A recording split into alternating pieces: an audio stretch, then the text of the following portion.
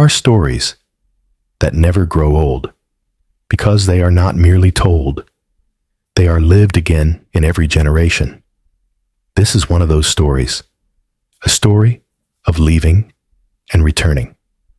Amos was a man who had given his entire life to the land. He understood the rhythm of the soil, the patience of seeds waiting for rain, and the truth that anything worth growing takes time. His home was not wealthy, but it was full.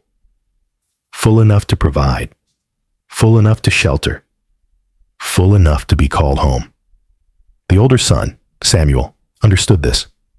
Samuel was steady, faithful, consistent. He stayed. He worked. He did not question.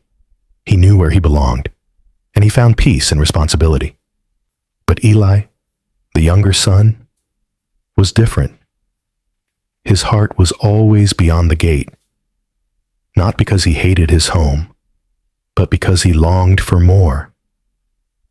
Distant lands, unknown roads, a life defined by his own hands. Stability felt confining. Peace felt restless. And then, the day came. Eli stood before his father, his voice calm, but his heart was trembling.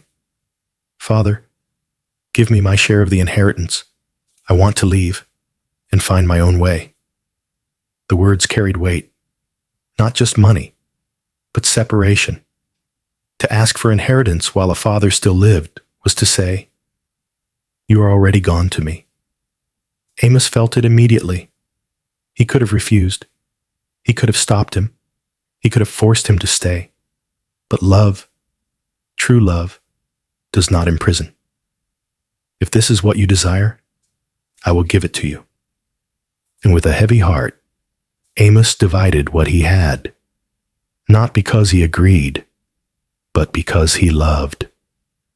Eli left with wealth in his hands and innocence in his heart.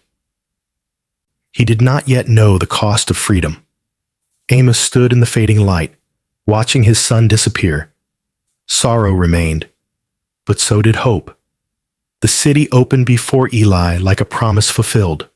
Lights, music, laughter, everything told him.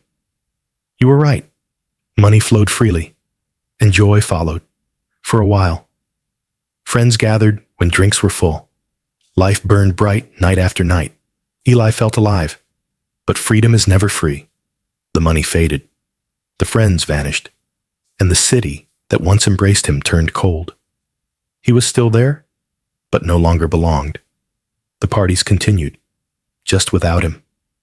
Emptiness crept in, and one day, he was hungry, truly hungry. Eli, who once would never touch a pig's trough, stood beside one. The food meant for animals looked like survival. And in that lowest moment, a thought surfaced. Home, his father's house. Even the servants there had more than enough, while he had nothing. Returning promised no honor, only humility, only shame. But Eli knew. Not returning was death. Amos had been waiting. Every day, every evening, not because he was certain, but because he refused to stop hoping. Then one evening, he saw a figure on the familiar road, thin, slow, broken. His heart recognized what his eyes had not yet confirmed. Amos ran. He did not consider dignity. He did not consider witnesses. He ran like a father who had waited too long. Eli could not finish his apology before he was embraced. Dust, failure, all of it was held. You are home. Nothing more was needed. A robe, a ring, a feast prepared. For the son who was lost had been found. But not everyone rejoiced. Samuel returned from the field to the sound of music. His heart tightened when he learned why. He had stayed, worked, obeyed, and had never received this. Anger rose. Amos came to him. You are always with me. Everything I have is yours. But your brother was dead and is alive again. He was lost and is found.